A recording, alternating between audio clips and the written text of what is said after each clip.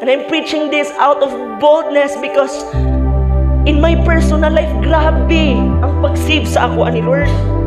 Di rin ako kaya bayaran yun. Grabe itong panahon, mayon ko nga, Lord, kapoy na mo simbabay. Pero yung ko, Lord, mas gikapoy ka sa panahon nga gipasani mo akong sala. Pero mayon ko nga, Lord, dili na ako mag-discipleship. Kapoy ramog. Kapoy mang-invite, Lord. Kapoy sa gahig ulo akong mga disciples. Pero si Lord, wala siya gikapoy. Gipasan pa niya ang cross to that mountain. Bugbog sarado siya. Bugbog sarado, may crown of thorns. Yung ribs, kitang-kita mo na. Yung lahat, gapitay iyang unod. Gipapasan pa sa cross nga, sobra kabugat sa iyang kilo. Doubles his weight. Alone. Kung naaman gihuna-una si Lord, samtang ginabot niya na ikaw ang iyang gihuna-una.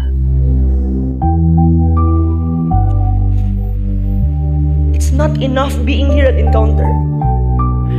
Mayon ka nga, grabe, yung 250 ka ng bayad sa Encounter. You cannot pay God with just 250 pesos.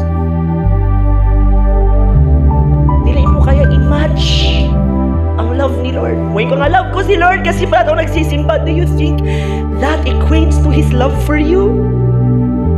Kasi bisan love ba ni mo si Lord, dili ni mo kaya katumbasan ang love ni Lord sa imuha.